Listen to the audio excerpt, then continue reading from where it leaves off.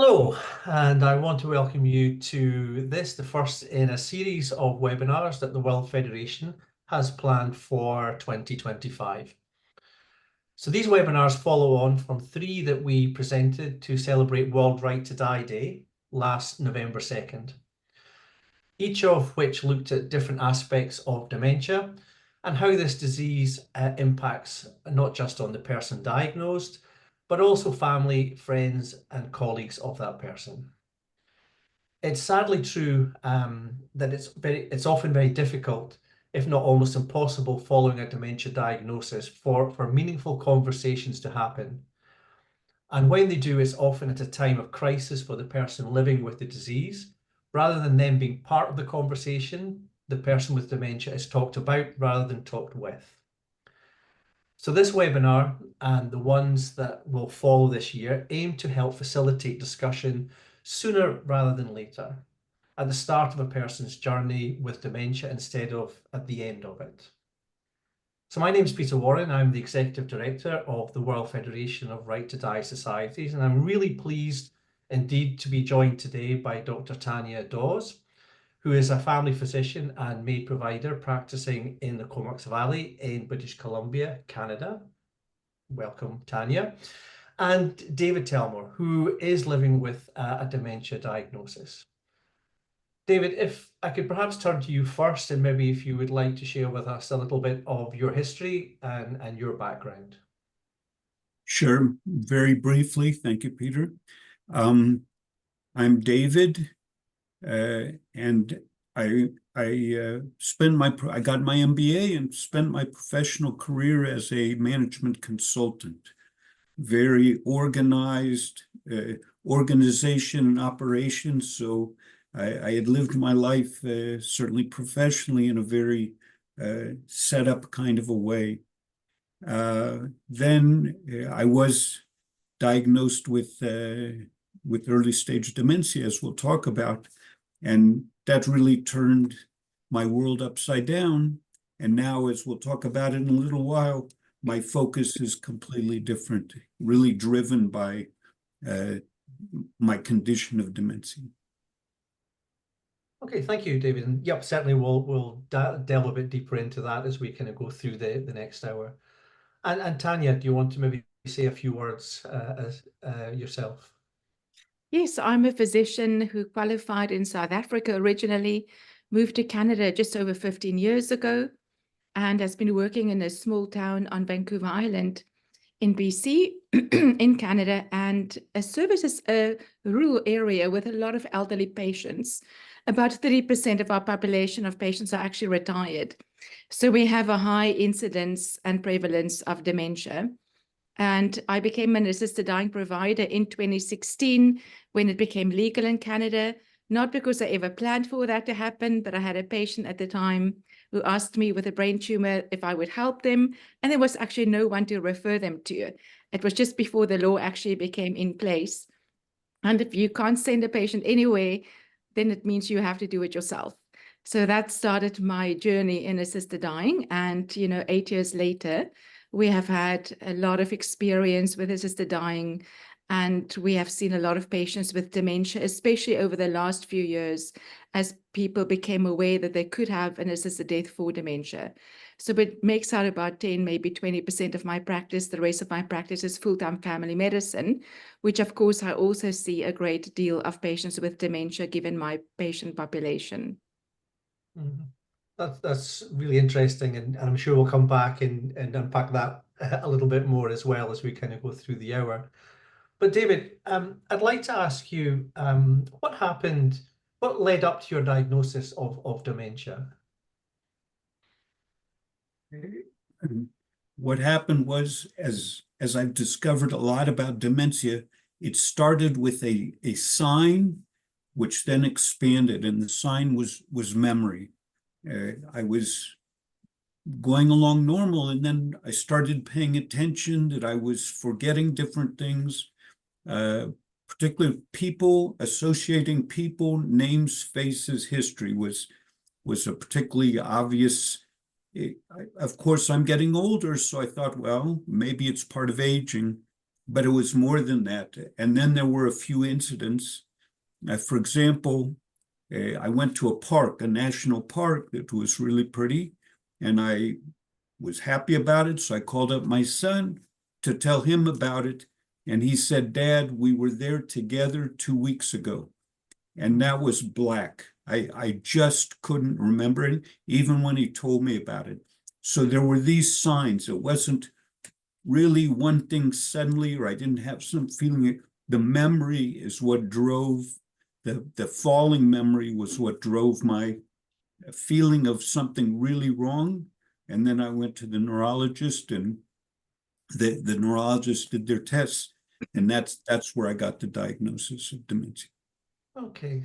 I mean, that must have been really, really a terrifying experience, just to have such a blank about something that was such a, obviously a strong, what you thought was a strong memory.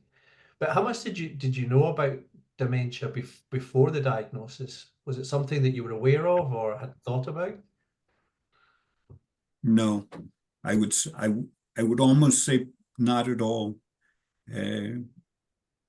You hear about dementia, and you have, I guess, one of the most scary things, Peter, as you refer to, is dementia means, pardon me for saying so, this was my understanding, my feeling, drooling at the mouth, not able to function. So that's what hit me in the face when I first heard about dementia. That's what I knew about dementia, and I didn't know about the stages, even that there are types of dementia. So I went through a learning process of what dementia is, the different aspects of it, and to start living it. Yes. Yeah, I think you're absolutely right. I think so much of what we see is the end stage of dementia. If you're not directly involved with it, with a family member or someone that you know or love, everyone seems to come in at that last part of the dementia journey, as you said, and it's really quite frightening and shocking. So, I mean, how did you cope with it? How did you actually sort of come to accept the fact that you had that diagnosis? At the beginning, I didn't cope with it. It's a big shock. It's a really big shock, and it takes time. There's nothing, it's not like getting used to a new car. You start driving it around or something like that. Mm-hmm. And it was very, very, very difficult. And then I don't know why. Perhaps Tanya even understands it better than I do. I started talking about it, which I understand not everybody does. Some people are reluctant to talk about it. I started talking about it, and that helped me to the point where I couldn't even imagine trying to keep this inside. It was like a way to relate it to the world and like that. So a big part of what has happened since then is talking about it and speaking about it in front of groups and with my friends and everybody like that. So I found that, and joining support groups, getting together with other people in this condition is really big. It's been a big part of coping. And coping doesn't, the first shock, and then it turned out there's shocks all along the way. I started dropping things, like all kinds of things that each time it happened, it was like an echo of that original shock. But in answer to your question, Peter, I found that being open about it, hearing a lot about it, talking about it, being connected with other people about it has been probably the most effective part of how I've coped with this condition. That's really interesting. Tanya, you said that you have a lot of patients with dementia in your practice, a lot of older patients. Have you found that the way people approach dementia has changed over time? Or what's been your experience? Dementia has always been one of the hardest things for me to deal with in family medicine. Excuse me, just because it is such a sad disease and it's so slow. You know, patients will deteriorate over as much as a decade with Alzheimer's dementia, and some quicker with Lewy body dementia. And we'll talk about that more, I'm sure, later. But it's a very sad journey to be on with a patient. And as a family physician, we feel that we journey with people and we see them from childhood, often throughout their whole life, as long as our careers go. And it's really hard to see somebody that you really knew well, because some of our patients, you know, you see every 3 months for prescription refills for their chronic illnesses for years. And then when they start dementing, you know, it's subtle initially, and then it picks up speed over time. And eventually it changes the person so much that you don't really recognize them as a person anymore that you used to know. They still look the same, they still sound the same, but the spark is not there, and it becomes a body that you find really hard to understand how it is for them, because we don't know how they feel. They have no ability, if they reach more severe stages, to tell us whether they suffer or not even. And ethically and philosophically, that's really difficult in our care of them, because we don't know if what they experience is oblivion or if they are experiencing intense suffering as a human, because there's no way for us to see or know that. We know what they would have said would constitute suffering for them earlier on in the illness. And when those things happen, such as they become incontinent, or they don't recognize anybody around them, or they develop emotional incontinence or behavioral challenges such as confusion, or even aggression or irritability, or they become vegetative. We can't prove that they suffer or not. That's really difficult. But I took over a very geriatric practice when I moved to Canada. So I suddenly saw a lot more dementia than I did in my more younger practice in South Africa.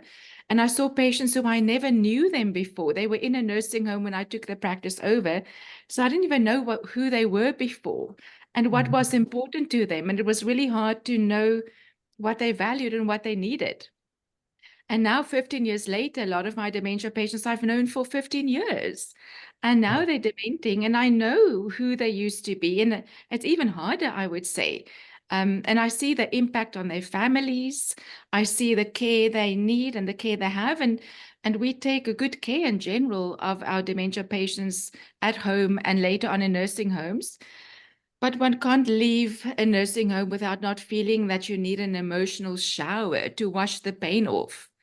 And there was a time when I started doing assisted dying work that I actually stepped back from nursing home work, because it felt like such a conflict initially, because I could provide it to people who had capacity, but not to those people who are nursing homes who you know, are beautifully cared for with love and kindness, but it still seems like a warehouse for people who don't exist anymore in terms of who they were before. And it's incredibly sad. So the fact that the law changed in Canada in 2016 meant that now people who are diagnosed with dementia or are in the early or mid stages can say, I know what dementia is, because of course they're going to learn more about it. And I don't like what is coming. And I don't want to do that. And a lot of them have seen their parents end up in nursing homes. We always tease and say the baby boomers got what they want, they will live forever, but they never knew what that meant. And that often meant frailty or dementia in a nursing home. And now we look at the younger baby boomers and they go, hell no, that's not what we want. We want quality of life, and we don't have that at that stage of life. So assisted dying for a lot of people have become an option that they will have choice. And they're not forced.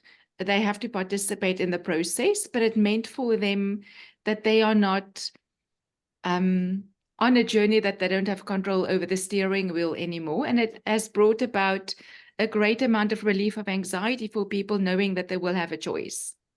It's just a difficult process still, and they're still going to live with dementia for a long time before it comes to the point where they would have an assisted death.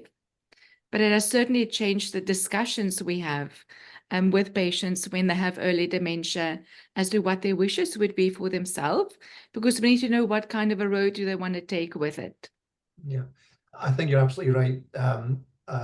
I think baby boomers went through a lot of legalization of rights you know, Mm. and become very used to sort of these are my rights, and this is almost like it's the last right that people feel Yeah. that they should have. That they, you know, and in Canada, they've exercised that right, and around the world, you know, a lot of people are saying, why don't we have that right?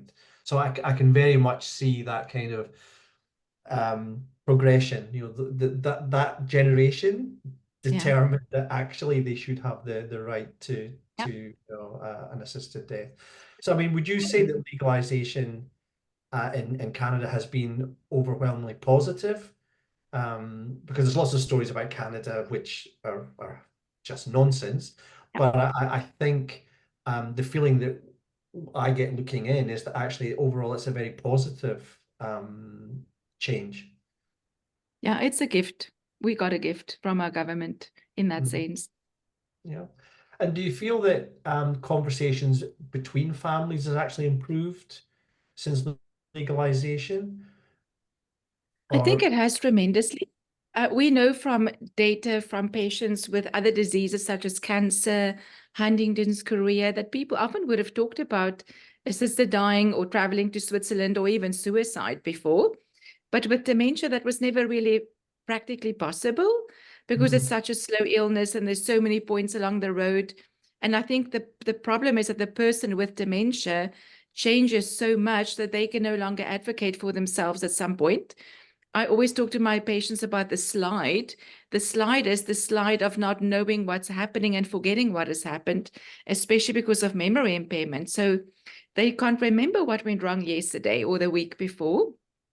And it's hard to say what you want if you can't remember what goes wrong and you don't have insight into your illness itself. I always say dementia blinds the eye that can see. And it's hard when you can't see it anymore yourself, but you're living it. David, could I ask you, I mean, you've said you've been very sort of public and very open, and that's the way that you coped with your diagnosis. Um, what's helped you to be so open about and so public about it? I think several of the things or what Tanja just referred to, I think really did help or at least advanced my process. The urgency of it. Suddenly, instead of life being assumed to be forever, no, it will end. And that gives an urgency to everything. So then you know, whatever I want to do, I got to do, and be whatever I want to be, I need to be, because there isn't that much time. I'll say part of that, one of the biggest words that have come out of this process for me is the word release. I'm released from so many things. So this part is in a good sense. I'm released from so many things in the past and can create my own future. That's been a very positive. And in a lot of big things and little things, I feel that that release very much. Another part that's helped out is another thing that Tanja said. Early on, I made the decision that I'm going to end my own life. And I always thought, Tanja talked about the slide, and I call it the black line. When I get close to the black line, no, I'm not going to go there. And it's just what Tanja said. And the question is always, well, how do you know when to do it? And there is no answer to that question.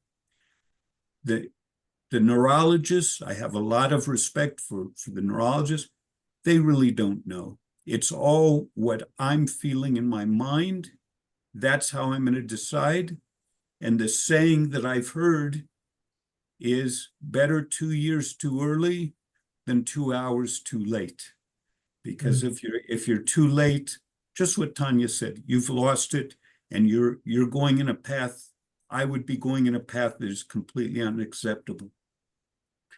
And I'm paying a lot of attention, even over the last few weeks. I've identified here a couple of weeks ago for the first time. I was talking with somebody, and for a few seconds, I couldn't remember the name of one of my children. that's another shock. I keep feeling things that are bringing me along this path, and it's gotten to the point where I have a time frame in my mind of how long I think I'm going to be functional at this level, and then I'll end my life at that point. So it's already gotten to that point where I'm thinking about the time frame and paying a lot of attention to my condition almost every single day. And also the thing about the laws are different in different places, but the law says if you have to be terminally ill within 6 months, that doesn't do any good for somebody in this situation. So I got to make my own rules, as you said. I can't live by, pardon me for saying so, I can't die by the standards that society has set. I have to do it my own way. And I suppose we're lucky in a way, there are resources available to assist in carrying out that decision in a reasonable way. So at least that, I don't have to figure that all out by myself. Yeah, I mean, I think I've heard the journey called, it's 10 minutes to midnight. It's trying to work out just when that 10 minutes is happening. Work it out without a clock. Working without an accurate clock. Yeah, no, absolutely. And I actually like the way you explain it, 2 years before rather than 2 hours too late. But yeah, could I ask? I know that you give public talks. You give public talks in your area. What kind of feedback do you get from the people that you're talking to? I mean, who are you talking to? That would be my question as well. I give talks in front of different audiences. The public library system has been very good about it. They take the initiative and hold sessions at different branches of the library. At old people's homes, I give talks and like that. I don't know, there's so many horrible things about this situation. One of the horrible things is I'll give a talk someplace and somebody will come up to me afterwards. I want to invite you to my house because you've just said things that nobody else will even talk about. I have to talk authentically or I'm not going to talk. So people sense that, and people have invited me to get together separately because it's so forbidden to talk about dying. It's so forbidden to talk about dementia that there are, of course, some people that don't say anything during our sessions, but it's not uncommon for people to want to talk about it, and they just don't have a place to talk about it.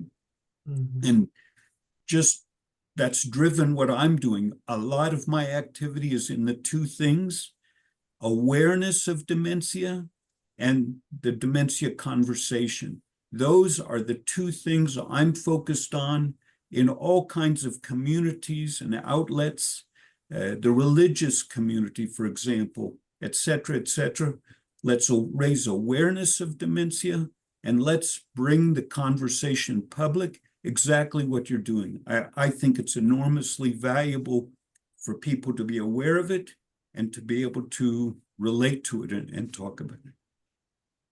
Tanja, if I could ask you, and we're talking about dementia as though it's one disease, but there's obviously lots of facets to dementia, and some are very slow and some very fast. Maybe if you could take a bit of time just to help us understand the different types of dementia that are there. Certainly. So the most well-known is Alzheimer's dementia, and as you say, it's a group of illnesses, and about 55 million people right now in the world has dementia of some form. It's a big number. So the largest group is typically Alzheimer's dementia, which is also the most well-known. I would call it the slowest of all the dementias. On average, patients will survive 7 to 10 years from diagnosis. And then by contrast, usually the most lethal form of dementia is Lewy body dementia, which is often associated with Parkinson's disease. And there people will have 3, maybe 5 years of survival from diagnosis. Then very commonly also is vascular dementia, which we typically see in people who had high blood pressure, dementia, cardiovascular disease. And a big group is a mix called mixed dementia between Alzheimer's and vascular causes. And then there's a few more rare forms of dementia, such as frontotemporal dementia. And then there's a few organic dementias, which would be the consequence of, let's say, long-term alcohol abuse, illnesses such as HIV or Jakob-Creutzfeldt or mad cow disease, or head injury. But the most common, typically Alzheimer's, mixed dementia, and we see a fair amount of Lewy body dementia. So they are different in their presentation, but they look very much the same from, I would say, the public's view. They're just different in terms of their level of progression, but all of them remain lethal illnesses. And I think that's the first thing people have to learn, is that dementia is actually a lethal illness. It is predicted to cause significant dysfunction and eventually to death, which is why it was allowed in Canada in the sister dying laws in the beginning, because it is lethal. And when patients struggle or families struggle to understand what dementia really means, I found the best way to really think about it in lay terms is a disease of brain failure. We can all imagine kidney failure, heart failure, liver failure. This is typically brain failure due to death of brain cells in different areas at different rates. And that explains why there's so many different symptoms also. Memory is very often a first symptom, especially with Alzheimer's or mixed dementia, even vascular. But there comes a lot of other functions, because it's every function in the human body that the brain manages. So it includes emotional regulation, planning, execution, just simple thinking, balance, coordination, appetite, mobility. Everything that your brain does for you becomes impacted in different patterns and at different times by dementia, until we see those end-stage patients who are not even awake because the brain can't even wake them up anymore, or they can't communicate and they just have basic reflex, such as, feeding when we put a spoon in their mouth. So it erodes every function the brain controls, and it's just slow in most cases. Given that there's such a range of symptoms,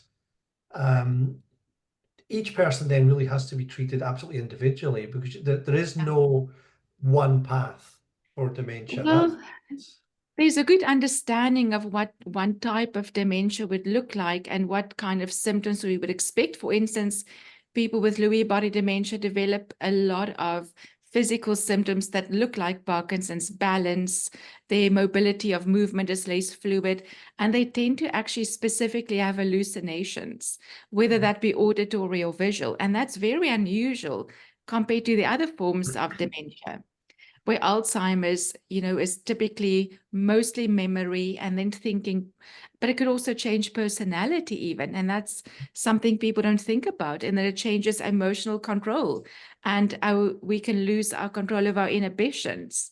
So every pattern, and if we say 10 people have Alzheimer's, the 10 of them will look different, and they may not all get the same symptoms. And it also overlays then with personality traits. I'm a bit of a fighter. So if somebody scares me, I fight, I don't run away. And in my mind, my grandfather had Alzheimer's. In my mind, my risk for Alzheimer's is higher just based on that. And my concern, having seen the ugly of dementia, I've seen what happens behind those locked doors in the nursing homes, where we have to medicate patients who are aggressive and volatile. My personal worry with my personality is that I may become one of those patients who may lash out and hit somebody when they do something that I don't want them to do, because my personality underneath all of that, and then loss of inhibition and maybe emotional volatility, I could become one of those type of dementia patients, and not one of those who become more docile, friendly and happy, and you just give them a cookie and you distract them. So it is very unique based on so many different factors. Right, that's really interesting. Like, it's almost like your innate personality is amplified. Oh, it even changes from what the person used to be, and it's the opposite. So it's just unpredictable. Okay. David, could I ask you, I mean, you were saying that recently you can feel that there's some changes in how you're experiencing dementia. What are your day-to-day experiences now? I mean, are you able to kind of self-reflect still and still see those things happening? I'm watching them happen Mm, all the time.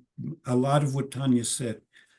For example, this hand has become, my left hand is unusable. I can't really carry anything in my, because it shakes so much. I certainly can't take a glass of water or a plate or anything that, so that's all. And actually, it goes up and down. There's some days I can use two hands to type on my keyboard. Here, gosh, that thing is going crazy now. Some days I can type on my keyboard with two hands, and some days this hand sits on the side and it's one finger to type. That kind of thing. Balance. Gosh, I'm finding more and more I have to lean up against a wall or something like that. Related to emotions, for me, I hate to say a positive side, but I will. The release I'm feeling. And then there's the phrase MCI, mild cognitive impairment. So that, if you walk into a place and you're defined as being mild cognitive impairment, that does one thing to you. But no, that's not what I felt. My emotions really were released. I felt much more emotional in ways that I really like to be. So I invented the phrase, instead of MCI, mild cognitive impairment, MEE, mild emotional enhancement. And then I can define myself as being mildly emotionally enhanced. And I like that much better. And I think it's a more accurate description of what I do. I would also say the phrase Tanya used, brain failure, the phrase I use all the time is brain disintegration. I can feel my brain disintegrating, and I can observe it. It's like an observer who is inside of it. So I see it happening, and this all feeds exactly into what we talked about before. When is going to be the right time to end the thing? But there are how is it affecting day to day? There's a lot of other things. I can't be in a room with too many people in it. I cannot take too many inputs. If it's talking, if it's the number of people, if it's the activity, I actually get up and walk away. If I'm in a conversation, I've started putting up my hand, stop. I can't absorb what's going on so much. And these, I take all of them. My brain is disintegrating. It's just not functioning the way it always did. Tanya, if I could maybe move on a little bit. So in Canada, obviously, MAID is legal, and you touched on the fact that obviously with dementia as well, you can access MAID with dementia. How does that actually work in practice? So patients self-identify that they would like to talk about MAID with their physician or anybody in their care team, and they will often get referred to one of the MAID providers in the area, and that could be in person or virtually. And in my own practice, I will ask patients with early dementia, what options would they like me to discuss with them for their future? Because that's the first conversation they may have had about it, unless they asked me directly. And not all people know it's available for dementia. So there's a bit of a balance between people self-identifying and people being asked what treatments would they like available in the future. But once again, without the pressure that it will be because they are not able to do things down the road or their life don't have value, right? So it's always with respect of the person.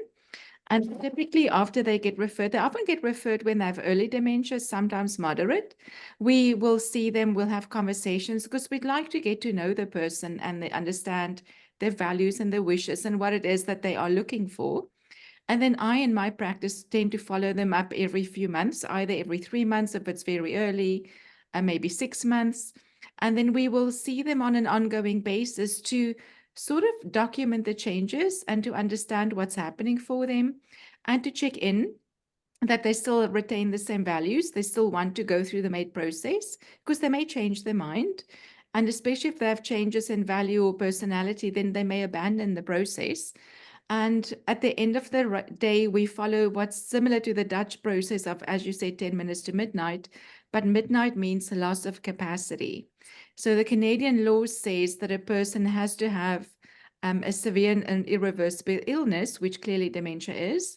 It's actually even lethal. So that's why they go on to what we call track 1, which means there's certain safeguards compared to people without reasonably foreseeable situations. Mm. And then they have to have unbearable suffering that we can document. And it's suffering that they experience. There's no tick box. It doesn't have to be physical pain, for instance. It could be loss of autonomy, loss of dignity, the inability to take care of themselves, loss of joy because they can't do activities that bring them joy. It's the patient who decides what is unbearable suffering, not the physician or the nurse practitioner. And then they have to meet the last criteria, which is an advanced decline in capability. And that's the tricky one, because when you actually reach an advanced state of decline in dementia, you have lost the ability to actually have those conversations and make difficult decisions. So we follow the Dutch principle, which is you will lose capacity at a certain point, and that would be called midnight. So you have to ask to have MAID 10 minutes before midnight. So we follow people to identify when are they at risk of losing that ability to make a decision. And that specifically includes they have to understand the diagnosis, their prognosis, all the treatment options, and the impact of those options, ideally also on the people around them. So you really understand. And then they have to use their decision-making skills, incorporating their values to make a decision whether to have an assisted death or not, and give permission to have it on the day. So they need to be 10 minutes before midnight when they actually utilize MAID, because once they have lost capacity, they cannot consent to MAID anymore. That's fascinating. And actually, the way you describe unbearable suffering, I think, is amazing, because it is absolutely personal. And this is where you try and explain to people who perhaps don't really get what voluntary assisted dying is. What's unbearable to me is personal to me. And I think that's the key that I think unlocks my understanding of an assisted death. It's like, what is unbearable to you is to you personally. Absolutely. And we have safeguards specifically that protect patients, that they have to be in charge. It's their decision. Nobody can consent on their behalf, and they can change their mind anytime. So currently, if I follow dementia patients, I would tell you that only about 50% actually have an assisted death at that point of 10 to midnight, and 50% decided not to pursue it, and they will go the natural course. And they're free to make that decision based on what they want. And by that time, they may have impairment already, and that's why they may choose not to go ahead, but it is still their free choice. They will never be under pressure to have an assisted death. It is simply an option on that menu of choice for how their life flows from there forward. Yeah, no, absolutely. David, maybe just sort of thinking a little ahead for yourself, what are the things that concern you, really looking into your future?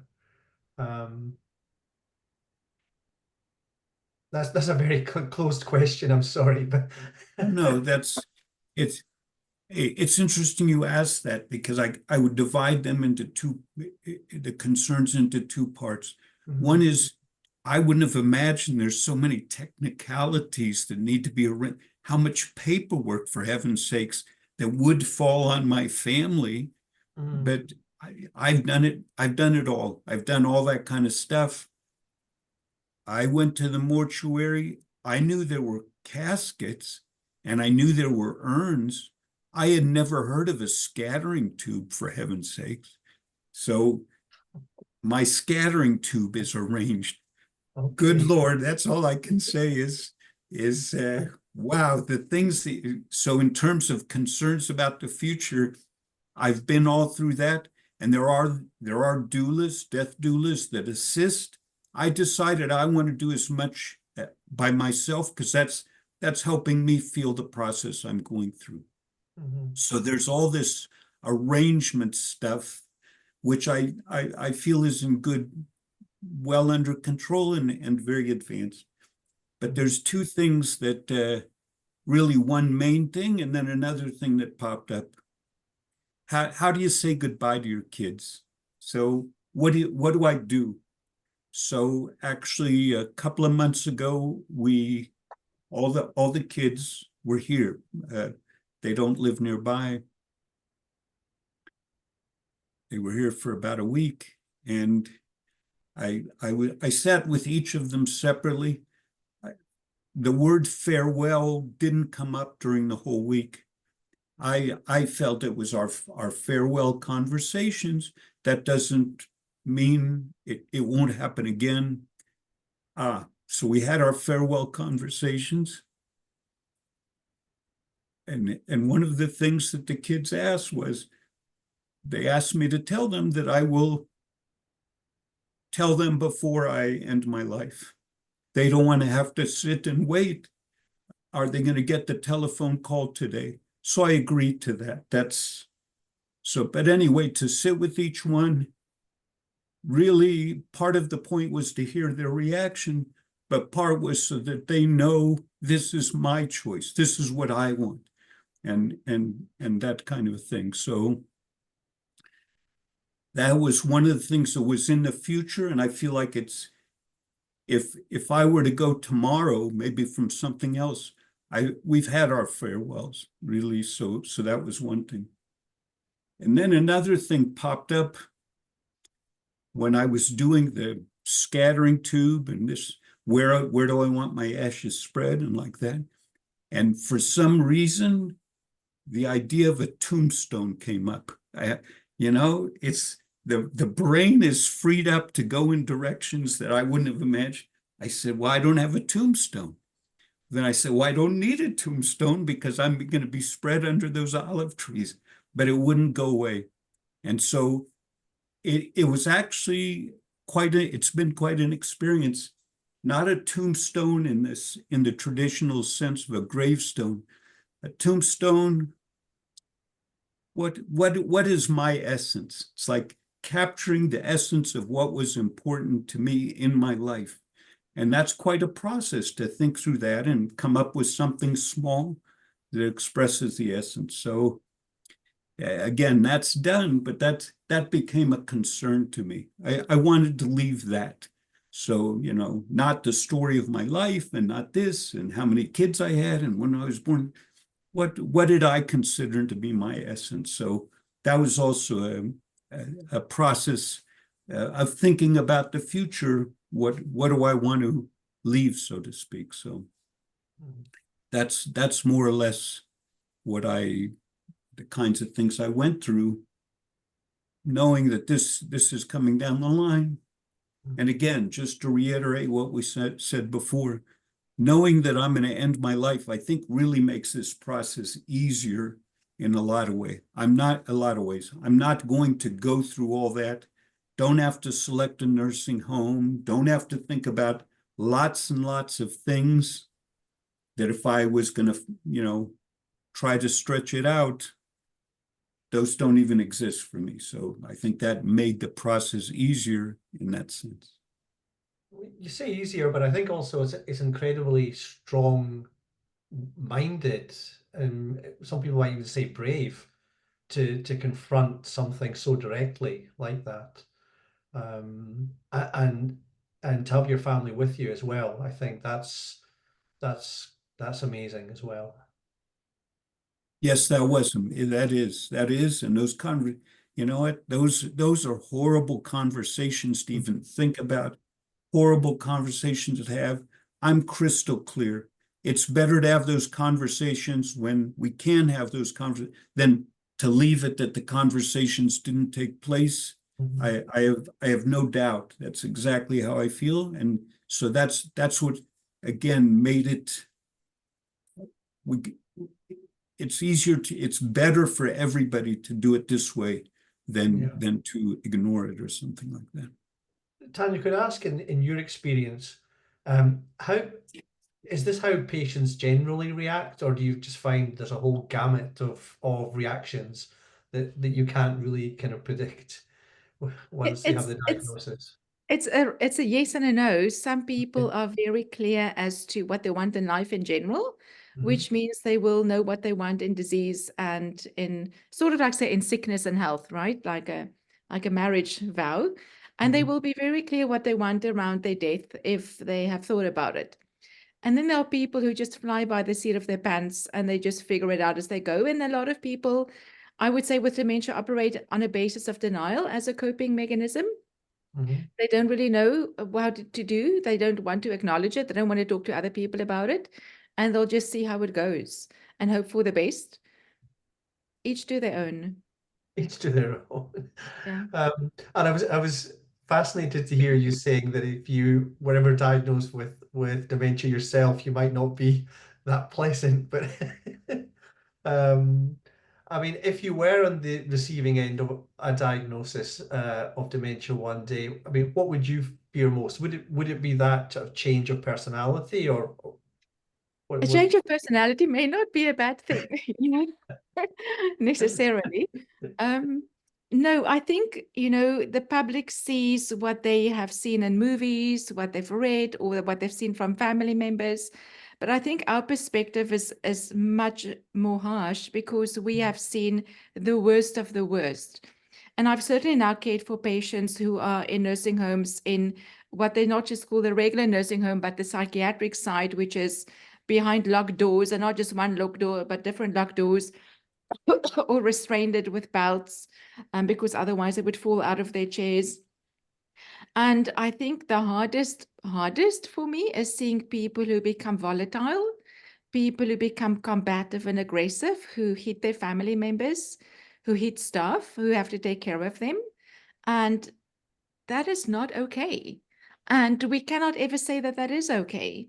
And it doesn't mean we don't care for the person or don't want to treat him with compassion, but it cannot be at the cost of injuring other people. And those people then need medications to make them a little bit calmer, a little bit more restrained. We're not going to knock them out or zombify them. It's not like a psychic drama, but they will need medications to subdue their aggression. But it will also mean that they are perhaps less vibrant, if there's any vibrancy left at that point, either way. And for me, what's hard beyond that is people who become extremely confused. And typically with dementia, there's something called sundowning, which a lot of people experience when the sun goes down, so in the evenings, where they may be okay in the day, but then they become confused. And that confusion, of course, if it's volatile physically or emotionally, or they may scream or shout, you know, is one thing. But I find what really pains me when I do nursing home calls is those people who just all the time say, help me, help me. They're screaming it all the time. And, you know, to hear another person say, help me constantly is extremely painful.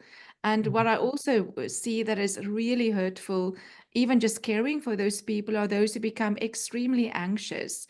You know, patients who wake up middle of the night, then don't know where they are, they don't recognize their home, they don't recognize their spouse.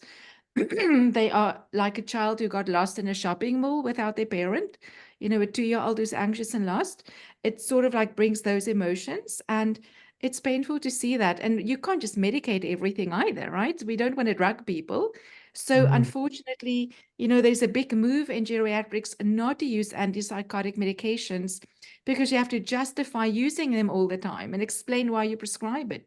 So very often it means that patients are not treated because we're not going to drug them, but we can't mitigate all that suffering. And, you know, if you ask people why would they want an assisted death, they will tell you the typical things. You know, if I can't toilet myself, if I don't recognize my family, those are pretty benign things. I mean, they're terrible. I don't want to, you know, need to be toileted myself. And I sure as hell don't want to live with incontinence or a diaper. But I've become a bit immune to people not recognizing their families now because it's every second person. And one of my, you know, sometimes patients, we assume they know who the people around them are. But if you ask them, hey, who's this lady here with you? They go, I don't know, but she's nice. And they don't even recognize as their own daughter who they live with. And they came to my office to see me. But from the conversation, you wouldn't even understand that they didn't recognize their own daughter, because how long has that been for? And I recently asked one of my patients in a nursing home what the art on the walls were, because they were handwork, crochet, they look ancient. And I thought maybe it was a mother or grandmothers that they framed. They had no idea what I was talking about. And I just on a whim asked, do you know your own name? And they had no idea what their own name was. And this person happened to come from another country. And, as an immigrant myself, it's a big part of your identity that you moved countries, like you guys would know too. She had no idea she was born in another country and is just in Canada. So you don't know your own name. You don't know where you're from. Nothing around you looks familiar. She doesn't recognize me by a long shot anymore. What is familiar? What is safe? What is comfortable for that person then? And is she suffering or not? So I see those kind of things. And to me, it is acutely painful, even now, knowing that that could happen to me or somebody I love. And of course, we take care of those people with great love and compassion and a lot of money. And I would never, never say those are reasons not to do it. But for myself personally, I would not want to have my family suffer with me, even in the slightest. And I do not want $8,000 to be spent on my care in a month if perhaps my grandchildren can't go to university or buy a house, because those things are not even easy anymore. So if I had a good long life, I feel, and it's an indigenous tradition in Canada, as they speak about the elders who just walk into the tundra. And in Africa, we would say the herd would move on and they leave some of the weak and sick behind in a hut. I think culturally, deep down in us, there is some kind of a feeling that exists in different cultures that it's time to move on. And those who are healthy and well should live, and not at the cost of those who cannot join them. And I think for me personally, that's how I feel about it when I think of what would be the cost and the pain be to myself, but also to my family, and what's the implications to my family. And we always make sure patients understand that they're not a burden. Even if they are burdensome to care for, we will do it with love, unlimited. But personally, for me, there's a limit as to what I would impose on those around me. I couldn't agree with you more. Absolutely. Maybe my last question to you then, Tanja, just thinking about the last hour and everything that you've been saying, and you being so closely involved with so many people kind of on that dementia journey, do you think it's affected you personally? Has it changed the way you look at life? It sounds like you got a very clear view of your life and how you want to live it, but do you think it's changed you personally, being involved with MAID and seeing so many dementia patients? I think it's impossible to share people's pain and not be changed by it, but also not to be inspired by them at the same time for their bravery and for their openness. And asking for help is not easy. It actually takes great resilience to ask for help. It's much easier just to deny it and move forward. It's helped me to not sweat the small stuff so much, if that makes sense. And I've learned that from cancer patients, even in the past. They don't have time for the small things. So what if somebody cuts you off in traffic? Of course, I still get worked up about it, but it's not going to sit with me the whole day long. And life is too short. We have to grab it, by the horns, or it's gone. Absolutely. And then I would say that since assisted dying became legal and I could partake in it, seeing that still involves pain, because it still involves a goodbye, and we can't get around saying goodbye and losing people as we journey through life. In 400 years, we'll just all be ancestors ourselves. We will have goodbyes. We're not shielded from that pain, but we're shielded from the pain between the two different options. And for me, having had a grandparent with dementia, knowing my risk is higher and knowing how horrible it can be, I am so relieved knowing how it works, knowing that I could have it one day, that it takes away my fear now, because I don't even have to worry about becoming that aggressive old lady in the nursing home who hits people across the head, or being the doddering, happy person sitting by the window and just looking at the cars go by with no joy. I don't have to do that. And that is incredibly liberating. Yeah, slightly envious of your situation. in Canada. Yeah, no, absolutely. And David, just maybe the last question to you. How do you think we can better understand and support people living with dementia, sort of just in general terms? Sure. Let me just follow up. Tanja just said many important things. There's the patient and there's the caregivers. And I think one thing we can do is awareness. That, to me, that's really important. And very simply, for example, get on Facebook. There's plenty of groups that are the caregivers of people with dementia. And that at least brings the reality to the front. If you don't face any of this reality, you're not going to be able to deal with it.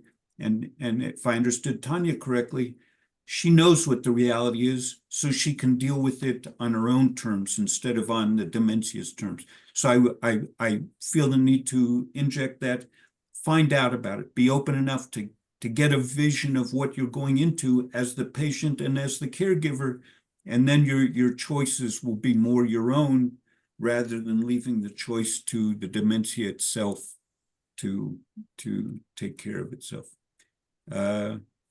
See that I talked and I forgot what your question was. That's the way. If I don't catch something right away, it's gone.